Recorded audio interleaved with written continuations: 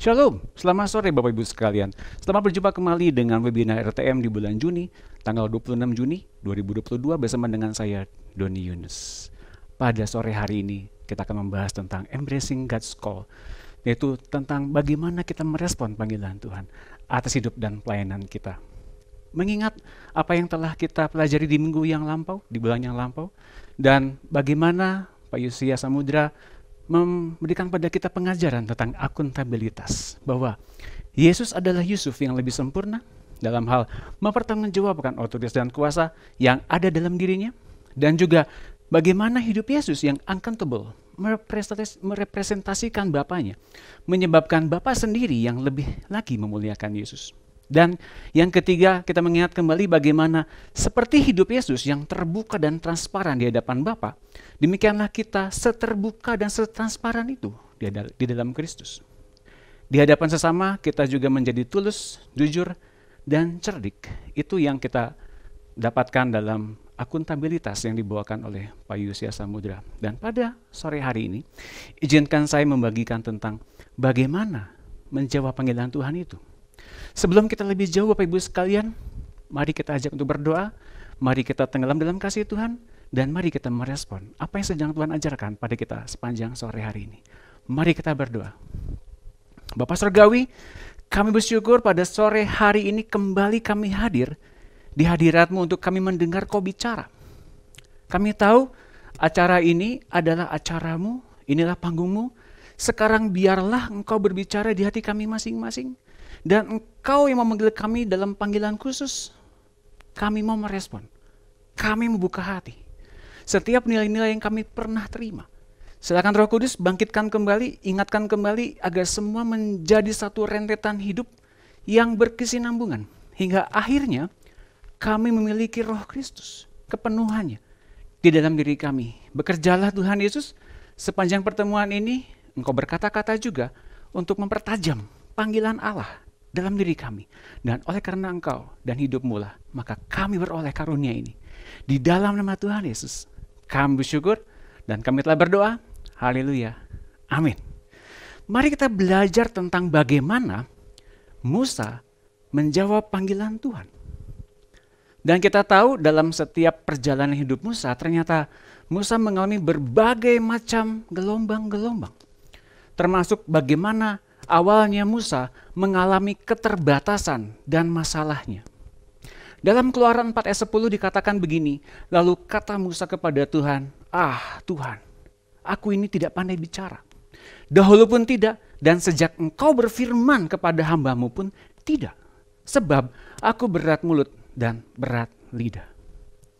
Musa mempunyai keterbatasan, mempunyai masalah, ketidakmampuan dalam berbicara, ketidakmampuan dalam menyuarakan apa yang dalam hatinya pun dia tidak sanggup. Dan ia mengalami berbagai macam hambatan berikutnya. Namun, yang pertama kita bahas di sini adalah bagaimana Musa tidak sanggup berbicara, mengutarakan dari isi hatinya. Sebelum kita lebih lanjut lagi, kita mesti memahami bagaimana Musa dengan masalahnya, keterbatasannya. Ini adalah satu belenggu yang tanda kutip diberikan kepada Musa sepanjang 80 tahun. 40 tahun pertama Musa hidup di Mesir sebagai pangeran Mesir. Dan 40 tahun berikutnya ia adalah seorang penggembala di Midian di rumah mertuanya Yitro. Bagaimana 80 tahun ini dengan 40 tahun yang pertama dan 40 tahun yang kedua, Musa mengalami perbedaan yang sangat signifikan. Di tempat yang terhormat, di tempat yang luar biasa indah, dan satu lagi di tempat bagaimana ia ada di iklim padang gurun. Selama 80 tahun itu, Musa mengalami belenggu masalah, tanda kutip, dalam hidupnya. Dan ketika Tuhan memanggil dia dari yang namanya belenggu itu, Musa terpanggil oleh Tuhan. Dan Musa hendak Tuhan jadikan sebagai penggembala umatnya di padang gurun. Kita tahu, lihat, dalam belenggu 80 tahun ini, Musa mengalami transisi yang luar biasa. Namun untuk potensi kedepannya, Tuhan ternyata menunjukkan tujuan hidup Musa sebenarnya menjadi penggembala umatnya di padang gurun. Mari kita lihat bahwa ternyata Musa ketika mengalami ini semua 80 tahun itu, Musa ada dalam satu keterbatasan. Namun mari kita lihat bahwa ternyata Tuhan menunjukkan kepada dia bahwa dalam keterbatasan Musa itu ternyata Musa mengalami ketakutan. Dan bagaimana kemudian Tuhan membiarkan Musa belajar untuk mengatasi ketakutannya, untuk mengatasi kelemahannya. Dan kemudian Musa bertumbuh dalam pertumbuhan yang benar bersama-sama dengan Tuhan. Dari seorang penggembala, dari seorang pangeran di Mesir, dua macam hidup yang berbeda sama sekali.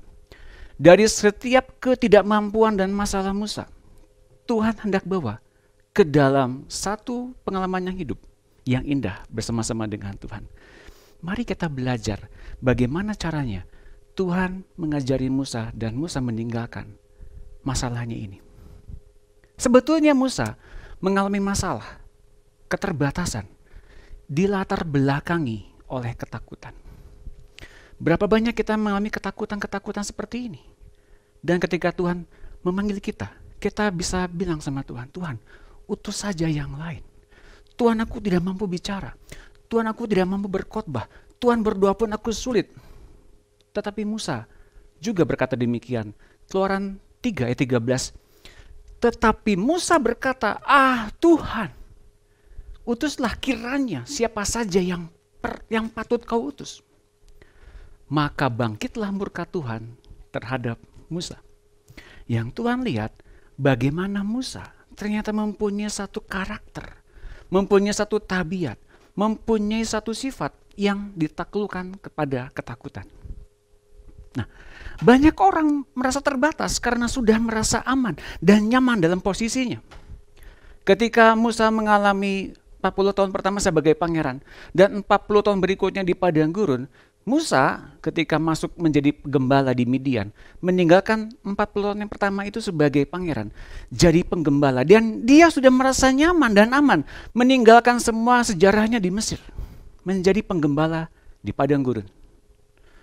Musa sudah merasa aman dalam suasana keadaan sekitarnya. Namun keterbatasan seperti itu rupanya dilatar belakangi oleh ketakutan, termasuk takut menghadapi perubahan menuju arah yang lebih baik. Karena Tuhan hendak membawa Musa kepada potensi ilahinya. Ini yang membuat Musa takut. Nah, jadi kita bisa melihat bahwa ketakutan ini apa? Keluaran 3 ayat 11 mengatakan demikian, tetapi Musa berkata kepada Allah, siapakah aku ini? Maka aku yang akan menghadap Firaun dan membawa orang Israel keluar dari Mesir. Siapakah aku ini? Musa melihat ke dalam dirinya. Musa melihat kepada kelemahan dirinya. Musa melihat kepada ketakutan di dalam dirinya. Bahwa dia sudah berpindah dari pangeran Mesir yang membunuh orang Israel untuk pindah menjadi penggembala di Midian. Dan ini yang menakutkan Musa sebetulnya di masa-masa lampau itu. Berapa banyak yang kemudian kita ketika menghadapi Tuhan dengan panggilannya, kita mempunyai ketakutan tentang masa lampau seperti itu. Kita terlalu banyak trauma, kita terlalu banyak begitu melihat apapun saja yang membuat kita lemah di dalam Tuhan. Dan ternyata ini Bapak Ibu sekalian teman-teman, asal ketakutan itu adalah berasal dari keadaan sekitar dan definisi diri yang menakut-nakuti kita selama ini. Dan hasilnya adalah apa? Kita ragu akan penyertaan Tuhan. Kita ragu akan kemampuan Tuhan. Dan kita lebih melihat kelemahan diri kita. Dan kemudian yang berikutnya adalah kita akan mencari banyak alasan untuk menolak panggilan Tuhan. Sementara Tuhan memanggil kita untuk tujuan yang benar-benar dipentingkan oleh sorga. Termasuk mungkin apa yang kita butuhkan di hari-hari ini. Baik Bapak Ibu sekalian, bagaimana cara Tuhan mengeluarkan Musa dari masalah? Bagaimana kemudian dampaknya bagi kita yang masih punya ketakutan, masih belum tahu panggilan Tuhan dalam diri kita sebenarnya sebagai apa? Bagaimana cara mengatasi ketakutannya? Ini yang saya dapatkan, bahwa Tuhan menghendaki kita yang seperti ini. Ada rumusnya. Bagi Bapak Ibu sekalian, yuk kita belajar. Apa itu FAT? F adalah faithful, artinya setia. A, available, artinya siap dipakai Tuhan. T, teachable, artinya mudah diajar. Di sini kita bisa menangkap bagaimana ternyata kita sedang membagikan satu nilai dalam RTM. Di antaranya adalah yang kita akan bahas, teachable, mudah diajar. Salah satu syarat bagaimana kita akhirnya bisa mengatasi ketakutan. Baik, mari kita lihat apa itu faithful, apa itu setia, apa itu available, apa itu teachable. Tapi pertama, Bapak Ibu sekalian teman-teman, bahwa ternyata Tuhan menarik umatnya, menarik orang pilihannya untuk mengalami dirinya, untuk berjumpa dengan dia dari sikap, dari ketakutan, dari posisi nyaman, aman, maupun kelemahan-kelemahan seperti itu. Dan Tuhan memperlihatkan vision. Dan pertemuan Musa dengan Tuhan ternyata bisa mengubah segala-galanya. Dalam Keluaran 3 ayat 2 mengatakan begini, lalu malaikat Tuhan menampakkan diri kepadanya di dalam nyala api yang keluar dari semak duri. Lalu ia melihat dan tampaklah semak duri itu menyelam, tetapi tidak dimakan api. Musa berkata, baiklah aku menyimpang ke sana untuk memeriksa penglihatan yang hebat itu. Mengapakah tidak terbakar semak duri itu? Bapak Ibu sekalian, untuk kali pertama Musa bisa melihat bagaimana ternyata ada satu pengalaman yang indah. Musa mengalami vision dari Tuhan. Musa mengalami penglihatan dari Tuhan. Dan Tuhan menarik Musa untuk dengan rasa ingin tahunya itu, Musa ditarik kepada areanya Tuhan. Nah, Bapak Ibu sekalian, kita baru melangkah sekarang kepada kesetiaan itu apa? Bahwa ternyata Tuhan menarik Musa kepada area kehidupannya, kepada rencananya, diawali dengan vision, diawali dengan mimpinya Tuhan. Dan yang dibutuhkan dari Musa adalah apa? Mendekat kepada Tuhan dan kemudian punya keingintahuan. Apa sih itu?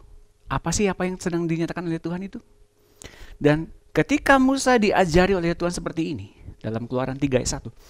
Adapun Musa, ia biasa mengembalakan kambing domba Yitro mertuanya, imam di Midian. Sekali ketika ia menggiring kambing domba itu ke seberang padang gurun, sampailah ia ke gunung Allah, yakni gunung Horeb. Lalu malaikat Tuhan menampakkan diri kepadanya di dalam nyala api yang keluar dari semak duri. Dalam belenggu 80 tahun itu, ada satu masa bagaimana ternyata Musa yang setiap hari ia biasa menggembalakan kambing domba. Namun di hari itu Tuhan tuntun Musa sampai dengan ia menggiring sampai ke padang gurun dan kemudian ia sampai ke gunung Allah, di mana banyak orang mengalami perjumpaan pribadi dengan Tuhan. Ia biasa menggembalakan kambing domba mertuanya.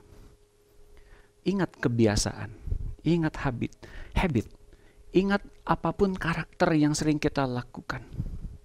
Bila itu dituntun oleh Tuhan, Musa menganggap sebagai belenggu. Musa menganggap sebagai masalah. Namun ketika Musa kemudian belajar bagaimana ia menjadi orang yang setia menggembalakan kambing domba mertuanya, Tuhan melihat hatinya. So, nilai yang pertama yang saya akan bagikan adalah setia. Pada hari ini Bapak Ibu sekalian teman-teman mungkin sedang melakukan satu kegiatan yang sepertinya rutinitas sehari-hari, ya begitu-begitu saja. Pekerjaan sehari ya begitu-begitu saja. Tapi tahu apa tidak Bapak Ibu sekalian, ternyata Tuhan telah menanamkan kepada kita kesetiaan itu ternyata ada hasilnya kelak. Yang penting Bapak Ibu sekalian setia kepada hal-hal yang kecil ini. Apapun yang dipercayakan oleh Tuhan kepada kita, percaya dan taat, melakukannya seperti untuk Tuhan. Seperti Musa, ia biasa menggembalakan kambing domba, tapi kali itu ia menggembalakannya sampai ke gunung Tuhan, sampai ke gunung Horeb. Dan nilai yang kedua adalah available atau siap dipakai Tuhan. Ketika Musa kemudian mempunyai kesetiaan itu, ia menyediakan diri untuk Tuhan bicara. Tuhan belum mengutus, tapi ia menyediakan diri untuk menerima amanatnya Tuhan. Dalam Keluaran 3 ayat 4, ketika dilihat Tuhan bahwa Musa menyimpang untuk memeriksanya, berserulah Allah dari tengah-tengah semak duri itu kepadanya, "Musa, Musa," dan ia menjawab, "Ya Allah." Lalu ia berfirman, "Janganlah datang dekat-dekat. Tanggalkanlah kasutmu dari kakimu, sebab tempat di mana engkau berdiri itu adalah tempat yang kudus." Untuk akhirnya Tuhan bertemu dengan Musa. Musa perlu datang dari apa yang Tuhan berikan berupa undangan, penglihatan, vision, mimpinya Tuhan itu. Dan kemudian Musa menyediakan diri untuk datang. Dan kemudian Tuhan menegur, "Musa, tanggalkanlah kasutmu." Ini berbicara soal apa, Bapak Ibu sekalian, teman-teman? Pada saat Tuhan hendak berbicara kepada kita dengan mimpi-mimpinya itu, kita mesti menanggalkan pikiran lama kita. Kita bisa menanggalkan kebiasaan lama kita. Kita bisa menanggalkan bahkan keraguan-raguan kita, ketakutan kita, bahkan kelemahan kita. Karena tempat di mana Musa berdiri adalah tempat yang dikhususkan untuk Tuhan bertemu muka dengan hambanya. Bapak Ibu sekalian, sekarang kita bisa mengerti bagaimana kemudian akhirnya Musa tenggelam dalam pertemuannya dengan Tuhan. Ada dua pasal di sini, Keluaran 3 dan Keluaran 4. Saya akan bacakan Keluaran 4 ayat 3 ya. Firman Tuhan, "Lemparkanlah itu ke tanah." Dan ketika dilemparkannya ke tanah, maka tongkat itu menjadi ular sehingga Musa lari meninggalkannya. Tapi firman Tuhan kepada Musa, "Ulurkan tanganmu dan peganglah ekornya." Musa mengulurkan tangannya, ditangkapnya ular itu, lalu menjadi tongkat di tangannya. Bapak Ibu sekalian lihat bahwa ternyata Musa sedang diajari Tuhan, mempraktekkan mujizat Tuhan. Yang kita mungkin berpikir pada hari-hari ini, bagaimana kita bisa melakukan mujizat? Bagaimana caranya? Bagaimana rumusnya Tuhan? Tapi ingat ini baik-baik teman-teman, Bapak Ibu sekalian, bahwa ketika Musa datang ke Tuhan dan Musa menyediakan diri untuk bertemu dengan Tuhan, menyediakan diri untuk Tuhan ngomong sama dia, Tuhan mulai mengajari Musa. Ingat Bapak Ibu sekalian bahwa ketika tahapan ini Musa sedang ditarik dari zona amannya. Musa sedang ditarik dari zona nyamannya.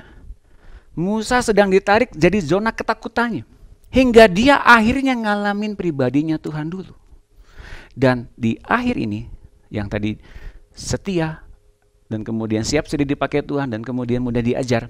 Ketika itu, Tuhan mengajarkan kepada Musa tentang bagaimana membuat mujizat. Dan itu rupanya sangat mudah bagi Tuhan. Apa yang kamu punya? Tongkat ini. Lemparkan tongkat itu. Dan ketika jadi ular, Musa lari karena ketakutan melihat tongkat itu jadi ular. Dan kemudian Tuhan menyuruh Musa untuk memegang ujung belakang tongkat itu. Dan kemudian jadilah ular itu menjadi tongkat kembali. Hanya sebatas mendengar Tuhan menginstruksikan sesuatu dan kemudian kita taat melakukannya. Itulah awal mujizatnya. Bapak Ibu sekalian, teman-teman, ternyata faktanya adalah dalam 80 tahun itu Musa sebenarnya sudah dipersiapkan oleh Tuhan dalam misi Tuhan. Kaget saya juga Bapak Ibu sekalian, bahwa ternyata dalam belenggu yang kita hadapi di hari-hari ini, masalah yang sepertinya nggak ada jalan keluar di hari-hari ini, namun rupanya Tuhan sedang mempersiapkan dalam diri kita panggilannya. Dan inilah yang Tuhan berikan kepada Musa. Bahwa Musa sudah dipersiapkan oleh Tuhan sebegitu lamanya. 80 tahun. Dan kemudian yang terjadi adalah Musa diarahkan oleh Tuhan dan kemudian Musa mendekat. Dan Tuhan ketika Musa mendekat menyatakan diri kepada Musa.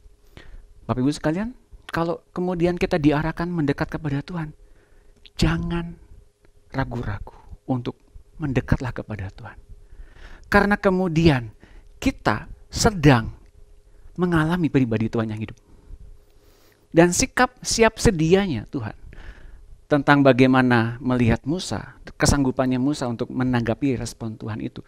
Bagaimana kemudian sikap kesediaan Musa dan kemudian sikap mudah diajarnya Musa ternyata bisa mengeluarkan dia dari ketakutan. Hari ini, ketakutan seperti apa yang mencengkeram kita hingga kita tidak mudah bertumbuh, tidak mudah percaya. Hanya diperlukan ternyata kesetiaan, sikap siap sedia, dan mudah diajar oleh Tuhan. Jika kita berhadapan dengan masalah hari-hari ini, ingat, 80 tahun Musa pun mengalami hal yang sama. Tapi yang saya sarankan adalah mendekatlah kepada Tuhan dan belajar merespon panggilannya. Dan kemudian yang kita bisa belajar di sini adalah ketika Musa dipanggil untuk menanggapi respon panggilan Tuhan, kemudian dia masuk ke dalam berbagai masalah. Dan ini yang kemudian bisa membuat kita bertumbuh. Masalah ternyata adalah salah satu proyek Tuhan untuk melatih kita. Bagaimana ternyata dalam masalah itu kita belajar tentang keahlian dan keterampilan yang dilatih oleh Tuhan secara pribadi. Masalah bukannya kemudian kita doakan tumpang tangan masalahnya keluar, tapi justru masalah adalah sarana yang sangat ideal bagi menumbuhkan keahlian dan keterampilan di dalam Tuhan. Dan hasilnya adalah kita mengalami pertumbuhan. Dan pertumbuhan terjadi jika ada pembaharuan akal budi. Ada satu yang berganti, ada tabiat yang diubahkan oleh pertemuan kita dengan Tuhan. Nah, sekarang pertanyaannya adalah, sudahkah kita dalam proses bertumbuh? Terutama proses bertumbuh ke arah Kristus di hari ini. Dalam Keluaran 32:12, lalu berkatalah Musa kepada Tuhan, memang engkau berfirman kepadaku, suruhlah bangsa ini berangkat. Tapi engkau tidak memberitahukan kepadaku siapa yang akan kau utus bersama-sama dengan aku. Namun demikian, engkau berfirman, aku mengenal namamu dan juga engkau mendapat kasih karunia di hadapanku. Ayat 13-nya. Maka sekarang, jika aku sekiranya mendapat kasih karunia di hadapanmu, beritahukanlah kiranya jalanmu kepadaku, sehingga aku mengenal engkau, supaya aku tetap mendapat kasih karunia di hadapanmu. Ingatlah bahwa bangsa ini umatmu. Dalam ayat ini, Bapak Ibu sekalian teman-teman, Tuhan tidak mau memimpin bangsanya. Mengapa? Karena ada pelanggaran yang sangat fatal yang dilakukan oleh bangsanya ini, yaitu ketika mereka menyembah anak lembu emas. Lalu Tuhan menyuruh memerintahkan malaikatnya untuk memimpin bangsa ini. Namun rupanya ini kemudian membuat Musa campur aduk perasaannya. Dan kemudian dia ngomong sama Tuhan, Tuhan, bila sekiranya aku mendapatkan kasih karunia di matamu. Musa bernegosiasi. Bagaimana akhirnya yang terjadi? Mari kita lihat. Lalu ia berfirman, aku sendiri hendak membimbing engkau dan memberikan ketentraman kepadamu. Tuhan tidak melihat bangsa Israelnya karena mereka sudah tegar tengkuk, mereka menyembah anak lembu emas, mereka berkhianat. Namun apa yang Tuhan lihat adalah Musanya. Ini yang menjadi poin utama kita, bahwa ternyata Musa dipanggil oleh Tuhan menjadi sahabatnya. Oleh karena sahabat itu ngomong, bernegosiasi dengan Tuhan, maka Tuhan merubah keputusannya. Berkatalah Musa kepadanya, jika engkau sendiri tidak membimbing kami, janganlah suruh kami berangkat dari sini. Dari manakah gerangan akan diketahui bahwa aku telah mendapat kasih karunia di hadapanmu, yakni aku dengan umatmu ini? Bukankah karena engkau berjalan bersama-sama dengan kami sehingga kami, aku dengan umatmu ini, dibedakan dari segala bangsa yang ada di muka bumi ini? Berfirmanlah Tuhan kepada Musa. Perhatikan baik-baik Bapak Ibu sekalian. Juga hal yang telah kau katakan ini akan kulakukan karena engkau telah mendapat kasih karunia di hadapanku dan aku mengenal engkau. Bapak Ibu sekalian, mengapa kategori ini saya bilang, sudahkah kita dalam proses bertumbuh? Ternyata apa yang sedang diajarkan oleh Tuhan, bahwa ternyata dalam pertumbuhan rohani ini, bukan artinya kita mengenal Tuhan, tapi Tuhan pun pada akhirnya mengenal kita dan mengangkat kita masing-masing menjadi sahabatnya. Bapak Ibu sekalian perhatikan baik-baik bahwa ternyata selain itu Tuhan membawa Musa dari ketakutan, dari insecurity, dari zona aman, zona nyaman menjadi manusia yang bersahabat dengan Tuhan. Satu aliran kehidupan yang luar biasa. Ketika pada awalnya kita mengalami ketakutan, kelemahannya begitu banyak, dosa yang begitu menghimpit, masalah yang bertubi-tubi, Tuhan bawa Musa keluar dari masalahnya hanya dengan panggilan yang benar-benar keluar dari zona aman itu, zona nyaman itu, bahkan dari masalah, tentang ketakutan. Dan dalam persahabatan dengan Tuhan kita bisa temukan ternyata ada satu pola rangkaian kehidupan seperti ini. Saya mau katakan di sini memberkati saya Bapak Ibu sekalian teman-teman, dalam satu masa saya rupanya terbentur dalam masalah usia yang bertumbuh, namun ternyata saya tidak melakukan pembaharuan bersama-sama dengan Roh Kudus. Saya mau katakan dengan jujur Bapak Ibu sekalian teman-teman, 5 tahun belakangan ini, baru Tuhan panggil saya dalam satu season yang baru. Yaitu Tuhan ternyata mempunyai satu goal yang khusus. Apa goal khusus itu? Dan mari kita belajar di sini bahwa pertumbuhan yang benar ternyata kita telah akhirnya harus menemukan arahan dari Tuhan. Find your purpose in Christ. Dan kemudian yang berikutnya, bagaimana kita bisa menemukan mimpinya Tuhan. Yang pertama tadi menemukan arahannya Tuhan, yang keduanya menghidupkan mimpinya Tuhan, yang ketiganya ternyata set new goals atau menetapkan tujuan Tuhan berikutnya. Dan kemudian di tujuan yang Tuhan berikan kepada kita, kita bersama-sama dengan Tuhan menaklukkan tujuan-tujuan itu. Nah, ada satu halangan Bapak Ibu sekalian teman-teman, ketika kemudian dalam satu pertumbuhan kita rasanya sudah merasakan nyaman dengan setiap hal yang kita bisa peroleh dari Tuhan, berupa misalnya khotbah yang memberkati banyak orang, dan kemudian banyak orang bilang sama kita, wah khotbahmu membangun, terima kasih ya, saya diberkati sekali dengan khotbahmu itu. Bapak Ibu sekalian, bukan itu yang Tuhan inginkan sebetulnya, tapi yang Tuhan inginkan adalah keempat rangkaian pola ini benar-benar hidup untuk kita akhirnya tidak jatuh dalam euforia kemenangan. Tidak jatuh dalam berbagai macam kepuasan jeripayah kita bersama-sama dengan Tuhan. Dan kita bisa menemukan arahan Tuhan ini dengan jelas ketika kita diberikan vision, mimpinya Tuhan. Dan kemudian bagaimana menghidupkan misinya Tuhan itu. Dan kalau kita berhasil, ini yang sering kali jatuh, kita menjadi orang yang bereforia dalam keberhasilan bersama-sama dengan Tuhan itu. Dan tidak pernah membuat satu tujuan yang baru. Apa tujuan yang baru? Dan bagaimana cara kemudian kita menaklukkan tujuan-tujuan itu? Nah, mari kita lihat. Ini yang 5 tahun ini saya dapatkan. Bahwa ternyata pertumbuhan yang benar di dalam Tuhan juga harus selalu ada pembaharuan. Mari kita lihat tentang pola tadi, 4 pola tadi, menemukan arahan Tuhan, dan kemudian menghidupkan mimpi dan visinya Tuhan. Dan saya percaya mimpinya Tuhan, visinya Tuhan itu berjenjang. Selalu baru setiap hari. Ia punya mimpi yang sangat panjang dan kekal. Mungkin pada hari ini kita mempunyai panggilan tertentu dan khusus sebagai seorang pengajar, sebagai seorang pemberita firman Tuhan.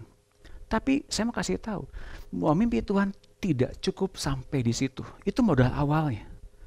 Namun bagaimana kemudian kita menghidupkan mimpi dan visinya Tuhan? Lanjut lagi kepada yang ketiga, menetapkan goal baru, tujuan berikutnya. Agar kita tidak jatuh ke dalam euforia, kepuasan, jeripayah kita dalam keberhasilan melayani Tuhan. Yaitu, dan ini kaget sekali Bapak Ibu sekalian, ternyata Tuhan menginginkan pola ini diteruskan kepada generasi berikutnya. Ini yang menjadi fokus utama kita pada sore hari ini. Dalam pelayanan yang saya lakukan beberapa tahun yang lalu, saya sukar menemukan ternyata ada di bawah saya generasi berikutnya yang bisa kemudian meneruskan pekerjaan ini. Ini panggilan yang harus kita benar-benar emban dari Tuhan. Ternyata Tuhan membutuhkan generasi. Tuhan membutuhkan penerus tongkat estafet. Apa yang telah Ia berikan kepada hambanya, yang paling luar biasa sekalipun, tetap butuh generasi. Dan kemudian bersama-sama dengan Tuhan, menaklukkan tujuan-tujuan itu bersama-sama dengan Tuhan. Mari kita lihat apa yang terjadi ketika kemudian bangsa Israel tidak meneruskan pola ini. Dalam Hakim-Hakim 2 ayat 10. Dan seluruh generasi itu dikumpulkan kepada leluhur mereka. Bangsa Israel yang keluar dari Mesir, yang kemudian masuk ke tanah perjanjian, mereka semuanya meninggal. Ya. Lalu bangkitlah generasi lain sesudah mereka, yang tidak mengenal Tuhan dan juga perbuatan yang telah Dia lakukan bagi Israel. Lalu Bani Israel melakukan apa yang jahat di mata Tuhan dan mereka melayani Baal. Ini yang terjadi Bapak Ibu sekalian, teman-teman. Kalau pola pembelajaran dari Tuhan kepada hambanya, meskipun hambanya ini luar biasa sekalipun, tapi kalau enggak diteruskan kepada keturunannya, kepada generasi berikutnya, maka seperti ini. Tidak ada yang mau mengenal Tuhan, dan bahkan menjauhkan mereka dari Tuhan. Namun ini yang luar biasanya. Melatih generasi baru itu memang gak mudah. Butuh panggilan dari Tuhan. Dan bersama dengan Tuhan menaklukkan setiap sasaran-sasaran yang sedang kita buat bersama-sama dengan Tuhan itu. Pastikan Bapak Ibu sekalian agar tidak mengalami belenggu masalah lagi. Kalau kemudian Tuhan panggil dalam satu target tertentu lagi, pastikan kita berjalan bersama-sama dengan Tuhan. Tidak berjalan sendirian. Nah, ketika kita mengalami ini, bahwa kita sedang menemukan generasi, kita sedang menemukan anak-anak muda, dan kemudian mereka ada dalam masalah. Ini yang sedang Tuhan ajarkan kepada saya hari ini dalam Hakim-Hakim 3 ayat 1. Inilah daftar bangsa-bangsa yang dibiarkan Tuhan tinggal di negeri itu untuk menguji generasi bangsa Israel yang baru, yang tidak mengalami peperangan di Kanaan. Tuhan ingin memberi kesempatan kepada generasi muda Israel itu untuk mendapatkan pengalaman dalam berperang dan menaklukkan musuh-musuh mereka melalui iman dan ketaatan mereka. Jadi Bapak Ibu sekalian, teman-teman, Tuhan izinkan proses ini terjadi. Mengapa? Karena generasi ini mesti tumbuh dengan iman dan ketaatan yang sama yang diberikan oleh Tuhan kepada Musa.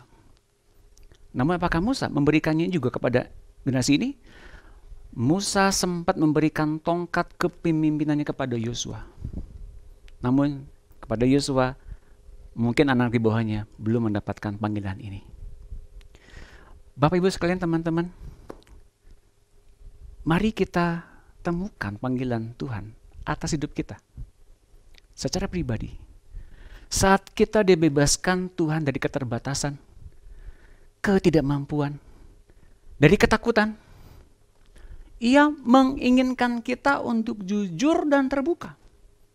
Menyambung dari apa yang Pak Yosia pernah nyatakan di 2 minggu yang lalu, bertumbuh dan mengenal isi hatinya. Lalu, tidak cukup berhenti di situ, karena Tuhan menginginkan dan mencari generasi baru untuk meneruskan pola pertumbuhan iman dan ketaatan kepada Tuhan. Di sini butuh mentoring. Di sini butuh penggembalaan yang kita bisa ekstra lakukan dengan tulus dan terbuka di hadapan Tuhan. Ingat, Musa mengalami satu lonjakan iman ketika ia dibawa keluar dari ketakutannya, kelemahannya ke dalam visinya Tuhan, ke dalam apa yang menjadi mimpinya Tuhan.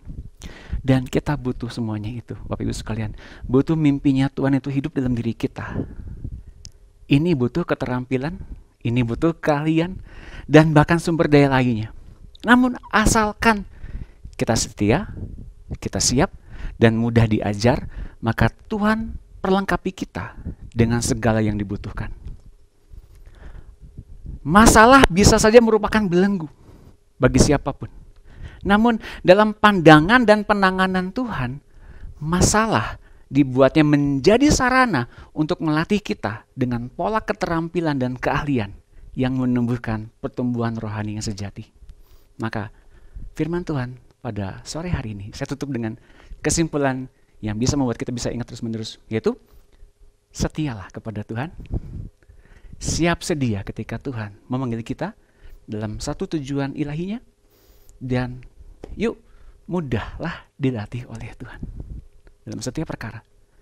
Dia memberikan kemenangan bagi kita. Mari kita berdoa. Tuhan Yesus, terima kasih firman-Mu memberkati kami. Firman-Mu itu pula menghidupkan kami sekarang dengan hidup-Mu yang baru, pikiran-Mu yang baru, dan silakan Tuhan bekerja dalam diri kami semua anak-anak Allah yang merespon panggilan ini. Biarkan hatinya diubahkan oleh-Mu Tuhan, dan biarlah kuasa-Mu Roh Kudus turun kepada kami semua, hingga kami mudah setia, hingga kami mudah siap sedia juga ketika Tuhan suruh kami, dan juga kami mudah diajar oleh Tuhan, untuk akhirnya kami lepas dari masalah, lepas dari kelemahan, lepas dari zona aman, zona nyaman, dan setiap apapun yang membelenggu kami. Kami dilepaskan. Kami masuk ke dalam mimpinya Tuhan. Kami masuk ke dalam pembelajaran bersama-sama dengan Tuhan. Dan kami tahu masalah adalah satu pola yang memang Tuhan sediakan untuk kami belajar tentang keahlian, keterampilan yang Tuhan latih bersama-sama dengan kami, hingga akhirnya kami beroleh pertumbuhan. Silakan Roh Kudus mematahkan dalam hati kami, dan tumbuhkanlah itu di dalam hati dan pikiran kami, agar setiap hati dan pikiran kami tertuju kepada panggilan ilahi yang terus-menerus. Dan biarlah kami juga diberi kemampuan untuk meneruskan pola ketaatan iman ini kepada generasi di bawah kami, anak-anak kami berikutnya. Terpujilah Engkau Bapa, di dalam nama Tuhan Yesus kami bersyukur. Haleluya. Amin. Tuhan memberkati.